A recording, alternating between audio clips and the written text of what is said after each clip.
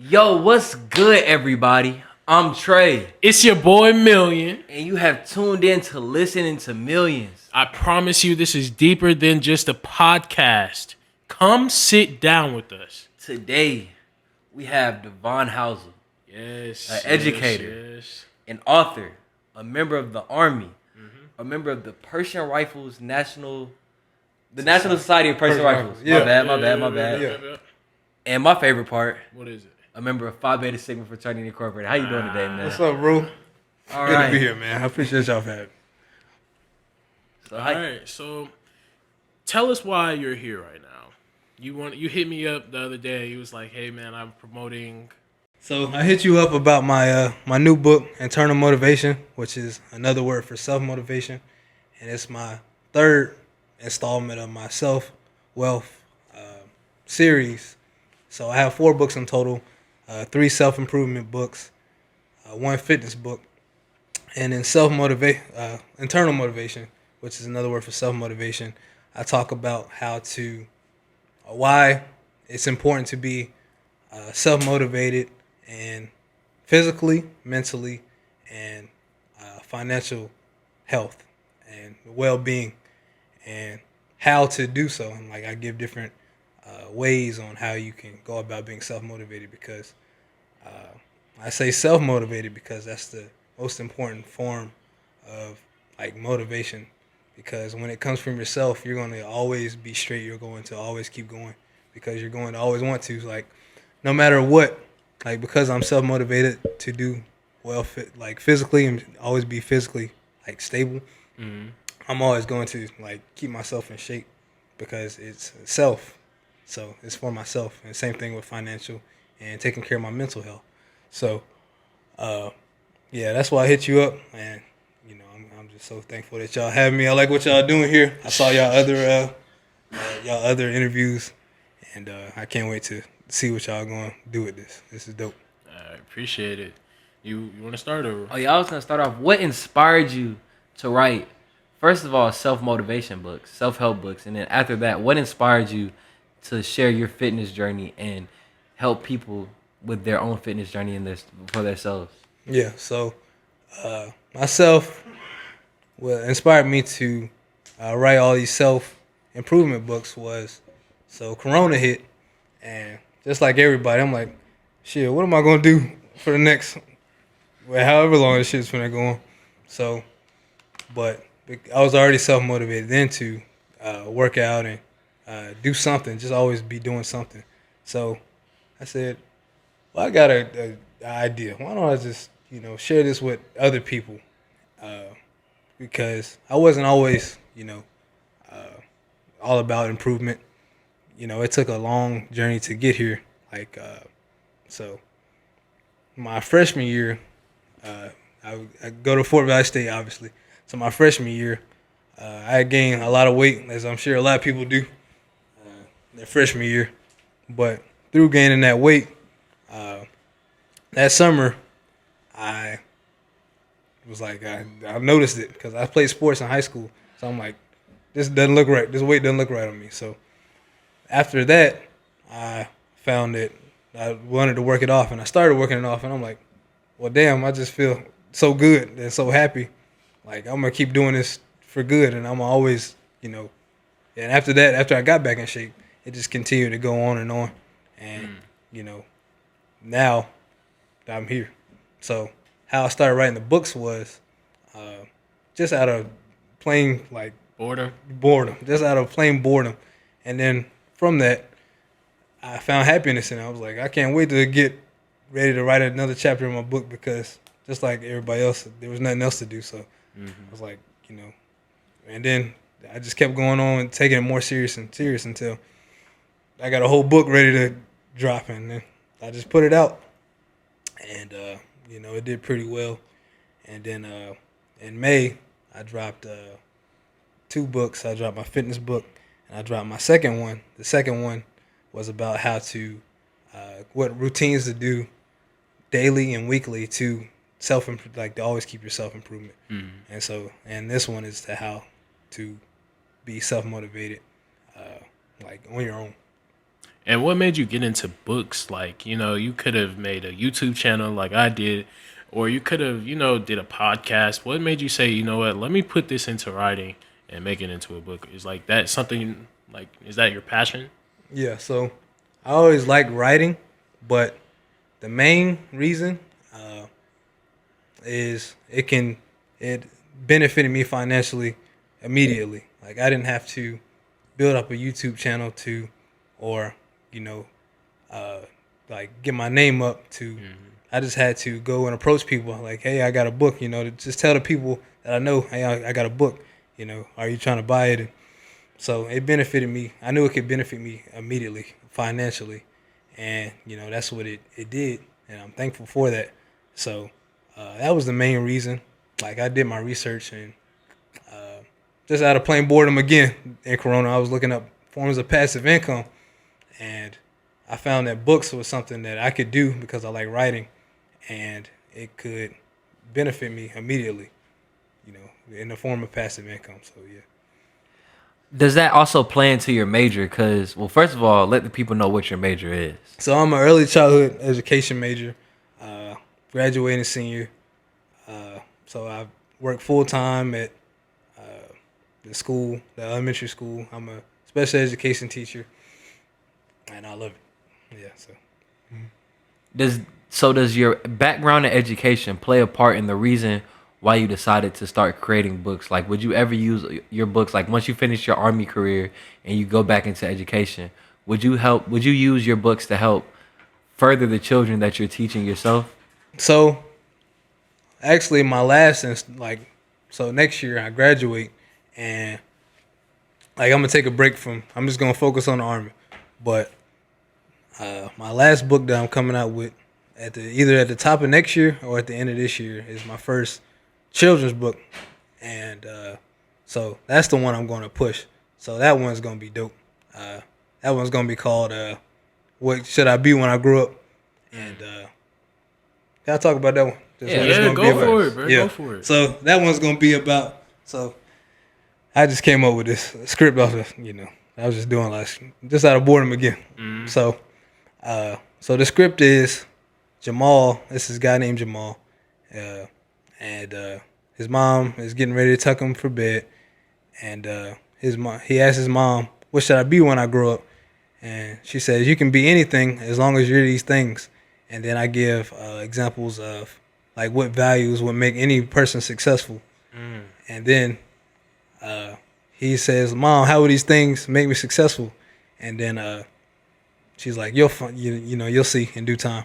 So he's like wondering how would those things make him successful. Then he goes to sleep, and his future self, he sees his future self like all successful, and his future self gives him a book, and he's like, write these things down and why they're successful. And then he goes in depth on why these things will make you successful. And then after he finishes, he says, "Now go share this with the rest of the world." And then he snaps his fingers. His future self snaps his fingers, and then he wakes up, and the book that he wrote in his dream is under his pillow. And then his mom wakes him up. He's like, how did you sleep?" And he's like, "I got a story to tell you." That's gonna be dope. Deep. Yeah, that's dope. That's bro. dope. That's deep. Yeah, so, Devon, you do a lot of things, my guy. You work out. You're in the Army and things of that nature. I ask a lot of people this: what keeps you motivated? You keep talking about self-motivation is the most important thing. What is it that keeps you motivated? Is it money? Is it respect? What is it? Well, I think the biggest thing is I'm pretty competitive. I'm pretty competitive. I like to, humbly speaking, I like to be the best at, what I do. Mm-hmm. And, the moment I feel like somebody's about to outdo me, I try to just step it up even more. So that want for always wanting to be the best and, be on top, that's a big factor. Also, my former self. So when I gained all this weight, I became like an alcoholic. And not only was I alcoholic, I was broke. I was at the last that was a bum. Used to wear slides and fucking joggers in class with a do-rag. Right. Like with the actual flap hanging, like 50 Cent. A bum. A straight bum. And so, whenever I think about, even get a little, like, glimpse of feel myself getting lazy, I always think about, do you want to go back to that, where you were at your lowest, where you were, alcoholic, where you were, broke, where you, didn't dress well at all, when you didn't really know nobody. So that's another thing that keeps me motivated. Like, as I continue to improve, it continues to get me further away from, who I used to be. Mm. And so it's funny that you say competitive, because like you have a pretty big following on Instagram and stuff like that. Would you say that you compare yourself to other people when you're competitive? Is that okay to compare yourself with other people? Do you think it's okay to compare yourself to other people? I think it's okay to use people as a sense of motivation. So like if I'm looking at somebody, right, like let's say like a dude that I like to follow is Joe Rogan. So if I'm looking, like, I'm not gonna compare myself to Joe Rogan because I know he's 40 years older than me or 30 years older than me. He's the Fear Factor guy. He's the UFC guy. So I know, like, it's no way I'm going to match up with him. Right. But can I look at the things he did and learn from what he did and the things that he had to say? So I wouldn't like and compare the route that I'm on now or the route that our podcast is taking to the growth that he has. You know what I'm saying? Mm-hmm. So I feel like it's always good to use people as a sense of motivation or as a guideline, but straight up just comparing yourself and being sad that they're winning and you're losing. I think those are two completely different things. I agree completely with Trey, because I got it. I follow and I feel like does good at everything from his career to his business ventures to being I don't have a family, but being a family man to building his brand is LeBron. Like, think about LeBron. He's one of the best of all time in basketball. Every business venture that he does is successful because he's like got people in his ear. He's smart about it. He's building his brand. He already got his own brand, like with Nike.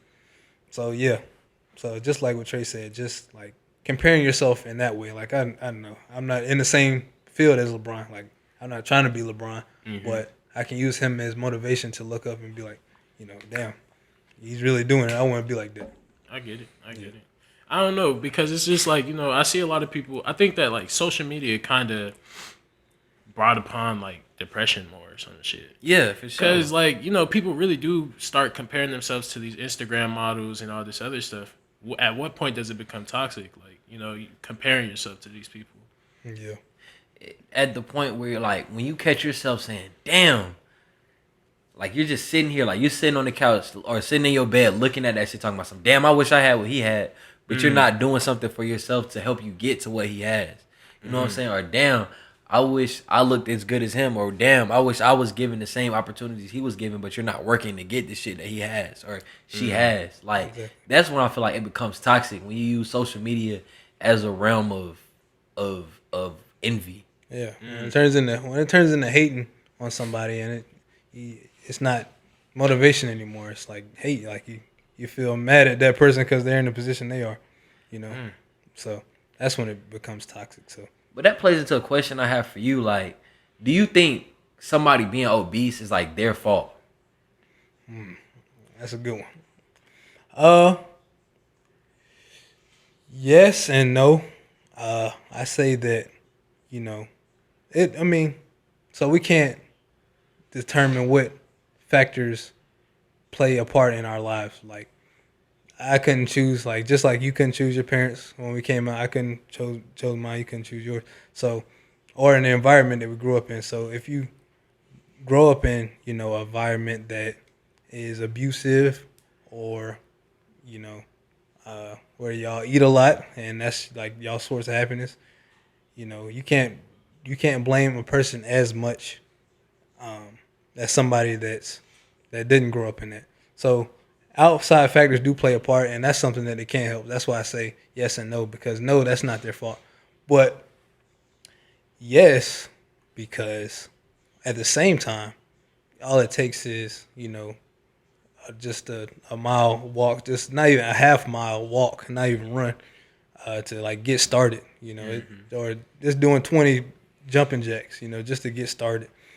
But it is hard. It is hard, and I can see how people who are obese get that way because good food. Like just think of how happy you are when you bite down on a fucking baconator. That shit delicious. Shit makes you It is happy as delicious. fuck. Do you think that people get like addicted to food? Most definitely, because it was an experiment that I was looking up when I was doing my fitness book. Like the same endorphins that you get from like a person that's hooked on like drugs gets from eating. So it releases the happy chemical in your brain. So I could definitely see how people get obese. So, but at the same time, you know, they have to take some accountability because you know it doesn't take much to get started. I mean, like usually I'm the person who's like, I don't think it's their fault, but when it comes to that specific thing, because even with myself, like I'm not in the ideal shape, and I know that's my fault. You know what I'm saying? Like, of course, there's some genetic factors that play a part. Like some people just physically cannot go out there and do certain shit. But even here, like, it's no excuse for you not to be in. Like, at least I feel like if you're in your young ages, like you're in your early 20s, late teens, I don't feel like it really should be a reason if it's not an external health factor, especially if you're living on a college campus. Like, instead of driving, walk to class. Like, find something that you can do. Right. So you agree with that point that he just said? Which one? What he just said, like about like, you know, it's up to you to, you know, change it. Yeah. Mm-hmm. Now, you're a pretty successful person, right? And I have this debate with Trey all the time. If you are broke at the age of 30, 40, or whatever, whose fault is it? It's most definitely yours. There's no other way around it. Like I be trying to tell people, bro, you can't blame nobody else. Why do you say that though? by 30, like everybody doesn't. College is not the only route, and you know I got some friends that's in their trade. What they like I got a friend that's a plumber. I got a friend that's he does the fucking the cooler shit. The, HVAC. AC. Yeah. So college is not the only route, but you can find something, in your 20s that you can, make a living off of. Whenever we have this conversation, I just want to say this for the record. He leaves out the most important part. I want to hear what you guys say about like about what when it comes to I feel like you said earlier, you never know where people grew up. So there's a lot of things that people, like the opportunities in which we don't understand that we have. Like I said in the episode 2 that we had. Like I said, like even people in Fort Valley, he said it, but like they don't understand that Fort Valley State University is an option for them. And if you don't understand that you had that option, although at a certain point in time, yes, it's your fault, but at the beginning, at your developmental age, you should have understood. Like nobody ever told you that you have options, you have routes to better yourself. But a lot of people don't know that. They just know that they have gang banging, selling drugs and shit like that. Like they don't really know what's available to them. Okay, so yeah, he didn't make that's a good ass point. All right, but Devon, let's say, but you got to think about it, right? All these books out here, all these YouTube channels, everything, all these resources out here. There's no like for example, right? Let's say you got fat. It's up to you you took it into your own hands. You may not have known how to work out at first, right? Nobody really does when they first start nobody working knows out. how to work out. But you eventually find out once you do your first push up. Yeah. You do your first push up. You do your first sit up. You know what I mean? Like people just don't want to try. Yeah. Because there's opportunities out there, bro. There's opportunity, but like a lot of people don't know where to search too. Yeah. But you never know. That's a good ass. That's a good ass point. Like for somebody that like, because my parents were both. My dad was retired military. My mom was still a school teacher, so they're both professionals. So it was destined for me to be a professional. Right. And, same way, with a lot of our college, like people that's in college, a lot of their parents were professionals. Mm-hmm. But, for people that didn't grow up in that, I can see how. But that's another thing. Like, is it professional or is it being broke? Being broke. Okay. We saying broke. Right? We say okay, broke. I don't think it's an excuse for being broke, though. It's an excuse for not being professional because if you don't grow up in that, but there's so much things you can do, bro. Facts, bro. Yeah, It's too much. It's just too much. It's too many ways to get money in 2021. Too many ways. But you made me think about something. Like, how do you feel about the quote? Both of you guys, the best place to hide something from a nigga is in a book. 100%, and that's what I was gonna ask you about earlier. Like, you know, That's deep. that is deep. Yeah. Like, niggas don't like to read. Niggas Niggas really don't like to read. And Niggas why don't do like you to think? Do you think that school discouraged y'all from, you know, reading?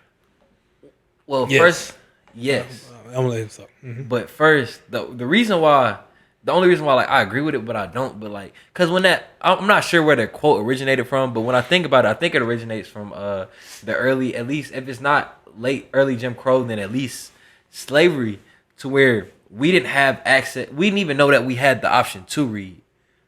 So I don't really know if that quote stemmed from they're thinking that we're too ignorant to read, opposed to it could just be they're saying, like, if you want to hide this shit from them, don't say it on the plantation. Don't walk around saying that shit in front of their ass. Just put it in the book. They won't get to it regardless. They don't know how to read yet. We haven't given them that education. But it's still the same thing nowadays. Like, niggas ain't reading, bro.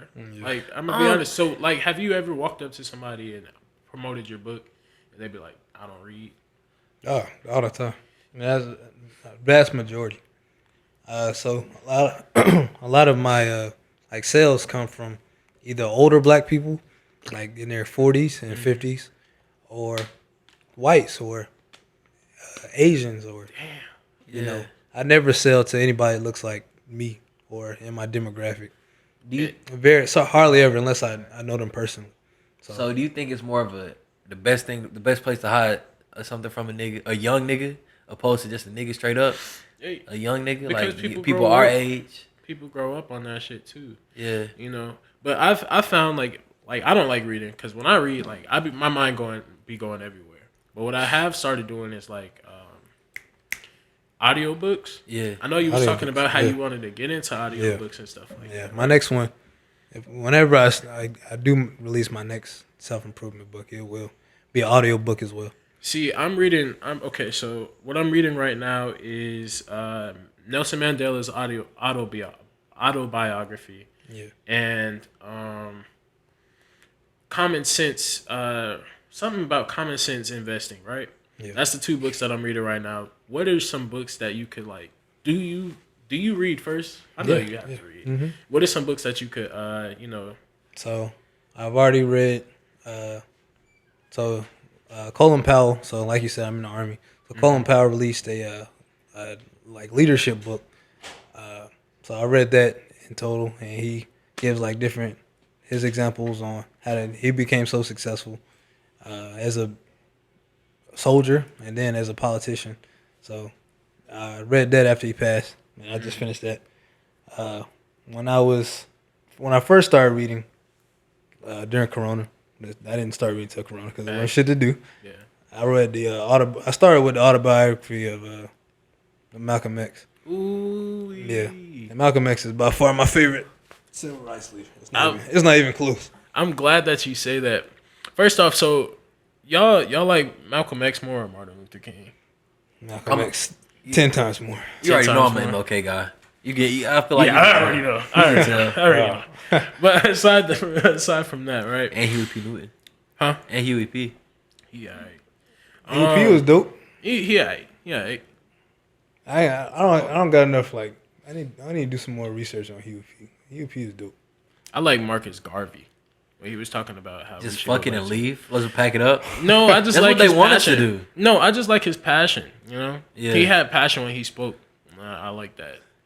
I never listened to an actual speech, but I will say, like, for him to make a bold as a statement as that was in the 1920s, like that was like, and to actually have an actual movement behind it, like that's very, very powerful. And that's why Malcolm X is by far my favorite civil rights leader, because in the 1960s, so it's the scene on his movie where they walk to the jail, and like they all demand to see the guy that got beat up by the cops, like, and they're not leaving until they see him, like, and then they all march like that. That's so powerful. That's why, like, Malcolm X would always be the best. And then, like, just his message overall, like, you know, not to take shit at that time from what they were going through to actually be that bold and to stand up and know he's getting watched by like the government and stuff, and to still be like, don't take shit off, the white people at that time. Right. Like it was so that was dope. So I'm gonna play a little devil's advocate right now. I ain't even gonna lie. With you being in the army, right? Do you think that Malcolm X would be proud of you?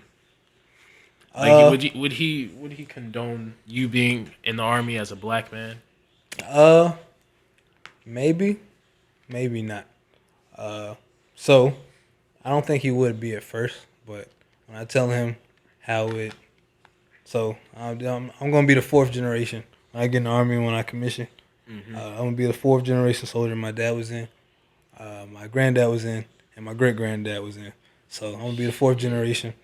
And when I say Houssel is literally nothing but a name without the army. Like it provided so much for me to grow up. So he retired. So when you retire, your son or your daughter, your child gets college benefits just from you being retired and being 100% disabled. He's an Iraqi war veteran, a Silver Star recipient. So through that, I was able to get paid through college, throughout college, and have it paid for. Not to mention my RTC scholarship, which also, if I didn't have that, I would have my RTC scholarship to fall back on, which was also 100% fully. I don't have to worry about student loans at all. So not only that, but another problem that we have at the HBCU is not just HBCUs. I don't want to say it, but when we pick these majors, it's difficult to. I see a lot of difficulty for people to find jobs after college, and what the Army provides is stability. Like I just got my bowling. That's where I'm going to learn my job. Like as soon as I graduate in December, I got bowling in January, so I get to immediately start my career and get to immediately provide for myself and for, like I said, I don't have a family yet, but my future family is set up for, my seeds, immediately. So so I think if, I were to explain those things to him and how it has built me and built my legacy, through my last name, I think he'd, understand. Yeah. Okay. I just find it, a lot of black people talk about how they don't like America and stuff needs to change and all this and everything, but then we'll go serve for America, die for America, maybe. Like, how do you feel about that? So Do you hate America? nah, Of course not. I know. nah, but I really do love it here. But because America, we're all human in America because we're not perfect. So while I do love America and I do love serving, and that's another thing. Like I actually enjoy what I do. Like I actually enjoy it. I'm not just in it for the financial benefit, but because I do like serving as well. It doesn't mean that I don't acknowledge that stuff needs to change in America. Like I'm a full advocate for Black Lives Matter. I'm a full advocate for just changing everything that's like going on, like systematic racism, all those things, because those things do need to change. And America's not perfect, but America's still great in the fact of I think that I do believe in the American dream because my great granddad, he came from Vietnam? That's my dad's dad. No, my dad's grandfather, my great grandfather, came from Germany to America to avoid the Holocaust. He was Jewish. Really? Yeah, he was Jewish, and from that he joined. He was somehow, I don't know because he wasn't alive to explain it, but somehow he was able to join the army, and that's how the legacy started. So from about to be in the Holocaust to making a name for himself in the army, like I do believe in the American dream. So that's I believe that's there's stuff that needs to change, but I love it. I love what I do. I love it. Yeah. You said something earlier while you were speaking, and it caught my attention. You said that your dad is disabled now, Mm-hmm. like completely. Like, would you mind going into depth in Yeah. that? Mm-hmm. Okay. Yeah. So my dad, so he was awarded Silver Star. So a Silver Star is like it's like second. The Medal of Honor is the highest thing you could get. The Silver Star is like right below that. So when he was in Iraq, he did like a bunch of heroic acts, but some of the things that happened was he can't because he jumped out of airplanes so much. He really can't walk like that. Like his knees got permanent damage, his back got permanent damage from like doing a lot of rucksack marches, which is like the heavy book bag that you ruck with. So his back and knees are messed up. Also, through wartime, he's pretty batshit crazy. Like he's nice. He's a great guy, but he can't really hear like bombs or any kind of gunfire, anything that sounds like a gunfire, any kind of firecracker go off. Oh, so he has PTSD. PTSD, yeah, pretty bad too. Yeah, and So it's been 20 years since the Iraq War. Still to this day, they let that man hear a firecracker, like it's over with. so with knowing that didn't deter you from taking that career path, or did that motivate you to help to want to take it? So at first I was like, so it wasn't. I will say this, in all honesty, it wasn't my original plan to be in the Army.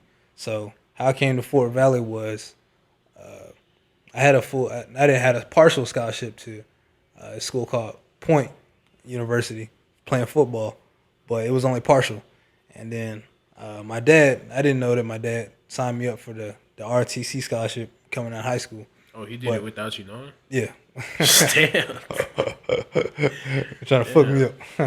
But nah. So he signed me up and I ended up getting it. And it was full. So I ended up, choosing this career path unknowingly. But I'm not going to lie. At first I was like, man, I'm finna choose it. Because you get to choose your job. Like, you get to compete for what job you want to do in the Army. Yeah. So you can choose. If you want to just chill in the Army, you can do that. If you just want to be like, do paperwork, if you want to be human resources, if you want to go into law, like do military law, like it's a lot of things.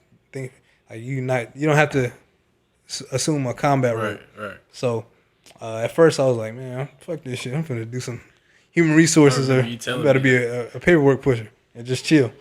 But then I also had to, just think. I do have a name to uphold because, like I was telling you, he did a lot. He did a lot in the Army, and my granddad did as well. So I wouldn't feel. I just didn't feel right in my heart to do something not combat like, not. And it's not even for just him, but. Oh, so you want to fight? Yeah. Well, so my job. So I'm going to be an air defense artillery officer, and what that does is, say our enemy shoots a missile. Well, I shoot a Patriot missile to blow that missile up, so it doesn't like blow us up. So that's safe, but it's still cool. And I just think it's cool. I just think combat stuff. I found that intriguing, and I think it's better than just being. I think it's further things I can take it to just being. There's nothing wrong with being AG or doing paperwork, but I just feel like what's best for me is combat because I like being active and doing stuff, and I like outdoors. I do like outdoors, so. Yeah. So with you fighting, do you keep up with like politics and shit like that? Not who are we fighting now? like I will say, not like I should. So being in the military, I should definitely keep up with it more. But what I do know is, I watched y'all thing about the whole China thing. That really put me on. I didn't even know that. So, yeah, I didn't know about the China thing. But for the most part, America's, pretty even kill right now. And, that's good. But the thing is, like, you never know, just like 9/11. So that's the unfortunate part. But, for the most part, everybody's back from, Afghanistan that went originally, like, during Corona. We had people go to Iran. Everybody's back now. So we're at peacetime right now, which is great. Yeah. Okay. Are you willing to die for America? Well, I mean, that's what the job entails. Because just because even if I were to do human resources or be a paperwork pusher, like, it doesn't mean, like, if I'm walking to the DFAC when I'm deployed, like, I can't step on a mine or something. So, uh, you still take a risk no matter what job you do in the Army. But for what it has done for my family and what it will continue to do for my future family, I'm willing to put myself, in that because, that's what I signed up for. So I accept it and what it comes with. And, I'm going to do everything, obviously, in my power not to die. Everybody trying to fucking die for real, but, Okay. Yeah, I understand what it comes with. So, yeah. Okay. Well, thank you for your service, bro. I appreciate it. You better than me. So we spoke a little bit earlier about politics and things of that nature and your opinions on it. So first thing first, we're literally living through history. So last year, are you familiar with the Ren House thing? Nah, we're talking about it earlier. That's my first time hearing about it. All right, so in 2020, it was a Kenosha riot. I believe it was for the George Floyd situation. If I'm not mistaken, I believe it was. I might be wrong though. But long story short, it was a teenager. Kyle Rittenhouse was 17 years old at the time. He had a military grade semi-automatic assault rifle, and he fired it blindly, or he claims that he was backed into a corner, into a crowd, and he shot 3 people. I'm not sure, and he left 2 people dead. So he shot 3. One person was injured. One person was left dead, and now he's facing a multitude, 3 felonies and 1 misdemeanor. And one of the misdemeanors were what's the word? Possession of a weapon. Yeah, it was possession of a weapon. But what's the word? It's not acquitted. What's the? Oh, you're saying his charges? That charge was dropped. Yeah, that charge. So Are the felonies dropped? Yeah, no, the misdemeanor dropped. Oh, the misdemeanor dropped. But my first question to you is, do you feel as if that 17-year-old boy should have even had access to a weapon of that caliber? Definitely not. I don't know why. That's another thing. Going back to saying, America's not perfect. I don't think it's any reason for anyone to have a weapon of that caliber unless you're in the service, unless you're in the military. I think you're perfectly just fine with a pistol, or it's going to do what you need it to do. It's going to, hit its intended target. It's going to kill. So there's no reason why he should have had a military weapon, with being a 17-year-old kid. And that's another thing with gun restrictions. I don't think they should be, accessible to the public.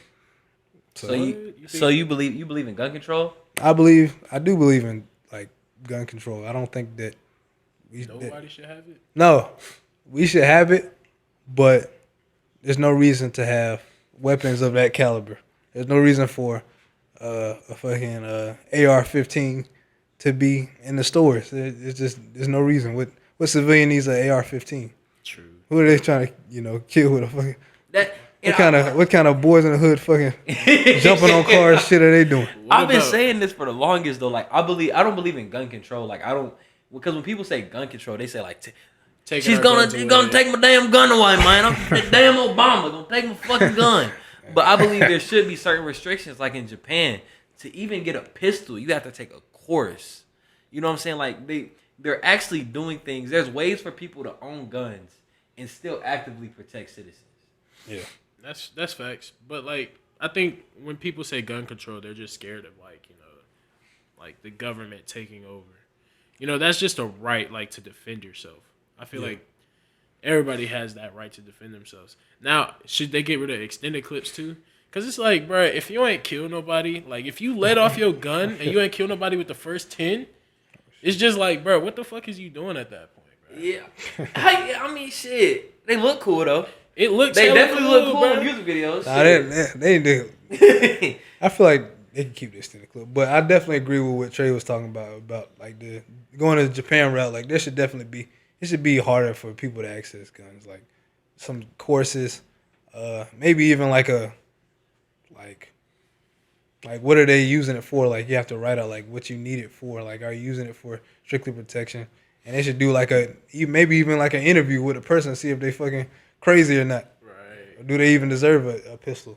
Because to my knowledge, like to have a concealed carry license, all you got to do is fill out an application. I swear Exactly. I just walked in and filled out an application, showed them my ID, and they gave me the gun. No background check. No background check, nothing, bro. I mean, Tell me the they same story. did a little bit of background check. You know what I mean? But I think the background check was just like, you know, if you have any pending felonies or some shit. Because if you have a felony, you can't get it. But aside from that, that was all the background check that they had, bro. Like, don't get me wrong. Like, I believe in the right to bear arms, but I feel like it should be just that, like, bear arms. Like, it shouldn't be nothing crazy. You shouldn't have fully automatic weapons, extended clips, shit that's used in war fields. Like, I don't feel like that's necessary to protect. Like, if the reason why I want a gun is to protect myself and my family in a situation, first of all, if I'm about to get robbed on the street or something of that nature, what is the AR-15 gonna do for me? Like, if I need a pistol at that point in time. Yeah. Or if I'm in my house, like, what is a fully automatic rifle gonna do if I'm trying to peek around the corner? Why not have a shotgun? Why not have a pistol? Something that's, you know, a little bit more or a little bit less visible, more discreet. You know what I'm saying? I don't feel like there's no point in having these big ass rifles unless like you're a hunter or something and you need a rifle for knocking out a buck or some shit. Even then, I think you can get the ones that shoot like one round at a time. Like, all that semi-automatic shit shouldn't be accessible to regular people. And just like you were saying about the like background check, it's people that tell me the same thing, like how easy it was. Like when because I really don't own a gun, but when people ask me, because you know they assume I have a lot of them because I'm in the military, right? And they were like, "Why don't you get one?" Shit, all I had to do was fill out an application, just like you said, fill out an application. And they got it, so. And, yeah, that shit is crazy, bro. It definitely needs to be harder to get one. Shit, it was easy for the baby. He had a felony. He killed a nigga. He killed a nigga at Walmart. Exactly. Right. That shit is crazy. That shit was crazy. That nigga is different, bro. That nigga is different. He really ain't shit either. Yeah, you saw what he did with Danny Lay? I ain't see it. Yeah. Bro, all right, so long story short, I'll pull up the article, but like, the baby was basically on Instagram Live trying to kick her out type shit, like on some, you my side bitch, like fuck you, all you is a baby mama, get off my property, like you can leave my baby, I want to take care of my baby, but fuck you, type shit. And first of all, he's 26 years old. No, Danny Lay is 26. How was the baby? First of all, he's like too old to act 30, like that. He was like 31. Like he's 30. He's 30? 30 something. Damn, so Danny Lay is 26, so he's already way older than the girl. Yeah. So it's like, I don't know, at a certain age, he's 29. So at a certain age, first of all, as a man, I feel as if you need to grow up. Like, this is the woman you decided to lay down with. This is the woman you have a child with. Although he does have another baby mama and shit, but like, you laid down with this woman, you decided to have unprotected sex, now you have a kid. As a man, you have one job. Your job is to find a loyal wife. Like, your job is to find somebody who's going, not saying that all women have to cook and clean, but if that's what you want, like somebody that fits into your realm and you know is going to be loyal to you for the rest of your life. And so at that part, like, I don't know if the baby picked the best woman for that. But I feel like in this situation, they're both in the wrong. Like, Danny Lay, as a woman, your job is to find a man who's, first of all, going to be a good father to you. I mean, good father to your child, but also a good husband to you. Like, you need to find somebody who's going to take care of you, take care of your baby, and still, like, allow you to have your womanly duties. Like, does that make sense? Yeah, it makes sense. But, I don't know. This generation is really toxic. Yeah. Like, that's just how we are, bro. I don't see us getting married anytime soon. Yeah. You say that a lot. I'm serious, bro. Do you see yourself getting married tomorrow? I can't say no, but I can definitely say that it won't be, you know, it might not be it'll be probably my late 20s. Maybe. I don't want to put a date on it, but definitely not in my early 20s. That's for sure. But I can see myself getting married. But this goes back to, you know, the background thing.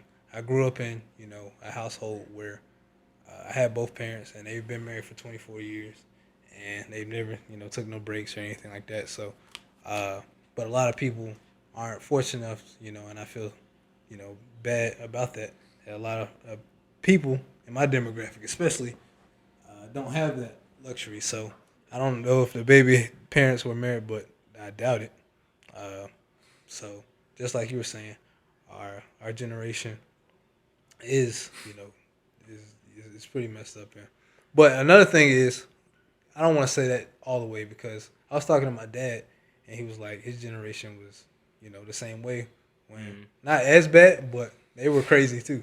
Like they had their fucking like Uncle Luke's and fucking NWA and Too Short telling people to bounce that ass back in 91, 92.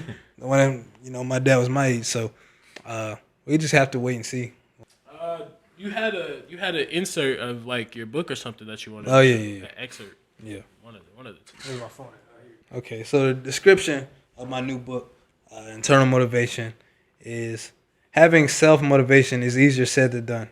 In Internal Motivation, the author, Devon Houssel, which is me, gives different reasons on why you should be self-motivated to be the best you physically, mentally, and financially. After he gives these reasons why, he then gives the reader tips and pointers on how to have the self-motivation in all these different areas.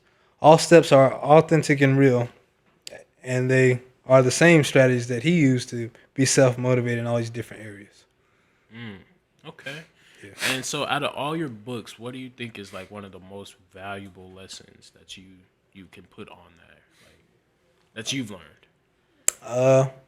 So I feel like working on yourself helps out everything, like the whole circle of life. So it helps out, like if you're depressed, like I was telling you, I was a bum, like I was depressed, and instantly when I started working out and everything, making improvements to my body, that it kind of low key, it didn't kill it immediately, but when I got back in shape, like that depression was out the door, and boosting confidence, which will then help you like in your career. It'll help you be successful in your career. You'll know how to talk to people because if you have a career, more than likely you interact with people of some sort. Right. So if you're a confident person, then you'll be successful in that realm. So you look good, you feel good, and another thing with the like the financial thing and being how I talk about in my new book, being self motivated to be stable financially, like you'll always have money coming in. You always have. I talk about passive income. I talk about businesses. I talk about what are safe careers to go into. So that's another thing. Also being financially stable. Yeah. So okay. And so like let's just say I had a scenario where there's this guy that's struggling to, talk to people, and he just stays in his room and barely leaves and shit like that. Like what would you say to that person to get them out and go speak to people? It's all in your head. Because I was the same way when I first got to Fort Valley. I was super shy. But what I had to realize, when you get nervous, what's making you nervous? And it's on my first book, I talk about the little voice. And the little voice is telling you that this is way more important than it really is. Like, if I'm just go up to somebody, what's the worst thing that can happen? Them tell me, them just ignore me, but you'll feel so much better after you, like, say if it was a girl situation, if you get rejected versus, not doing it at all, and then now you're thinking about it all day because, that's obviously happened in the past. Right. So I would tell that person, it's all in your head, and it only takes one time to, like, get the train, like, get the ball rolling. And when you do it once, you'll find that you'll just want to keep doing it over and over again. And that's what'll drive you. So, yeah. For the young people watching this, right? For the people who are in their late teens, their early 20s, what is one thing that you want to leave them with? Like, they watch the whole podcast and they just want to know, like, what is one thing that you want to end it with? Like, what would you want to leave them with so that they can have something to think about later? So, who are you? What do you want out of life? Do because whatever you want out of life, just like you were saying earlier off camera, you can do anything you put your mind to. Like, what do you want out of life? And whatever that is, you can literally get it.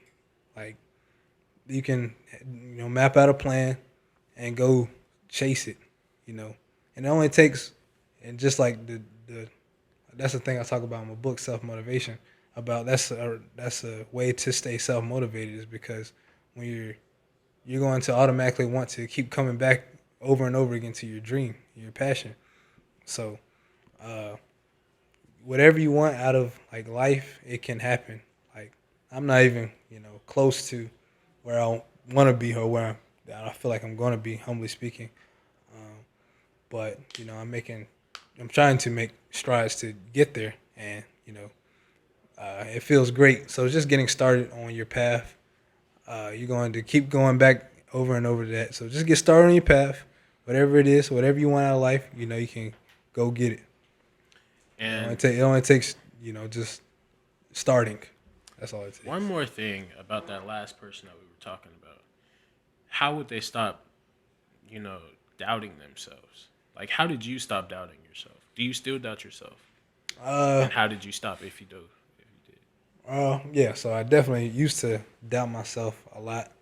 And like I was saying earlier, just realizing the realness of the situation. Like, in the moment, like, what makes that person better than you? Because they're a human being, If they're, even if it's not just a girl you're trying to talk to, if it's a friend group that you're trying to be a part of, or there's guys that you're trying to hang out with, or not even to be cool, to like get in contact with and to make connections with, what makes them, they're not God, they're a human being. So I would say that to stop doubting yourself, you just have to realize, you just put yourself in that moment and get out of your head, and that'll help out a lot, because that's how I did it. I just had to keep telling myself it's all in my head. That's what it is. It's the little voice in your head that's telling you that you're nervous, that it's bigger than what it really is. So, and it's easier said than done. It takes practice. Like it took, I say, to completely get out my shell, it literally took months of like practice, of going up to people I didn't know, get myself out of my comfort zone, trying new things. It took like months to completely get out of my shell, but you just have to just start, and that's the first step, is getting out of your head. You got another? Yeah, I was just saying, like, is it ever too late to, get started on that path? Oh, no. So I feel like, whatever point or however old you are, I feel like it is kind of, if you want to get the most you can out of life, to get out of your comfort zone. So, whatever age you are, it doesn't matter, because whatever age you are, that moment that you get out of your head and you start making strides to, getting out of your shell, then will you start to elevate even more than you did, even if you were 60 and you finally started to get out yourself at 60. Well, now you're finna have more confidence than you ever did those first 60 years before you got out yourself. So it's never too late. Okay, that's it for me. Ren Housel, everybody. Thank you so much for coming to sit down with us. We have reached the end of this podcast. Thank you for listening to Millions. Like, subscribe, comment. If you have any suggestions for us, let us know in the comments below. We have open ears at all times. Trey, you want to leave him with something? It's deeper than a podcast, and you just sat down with us. Thank you for listening to Millions. We have new episodes coming every Wednesday and Friday. Stay tuned.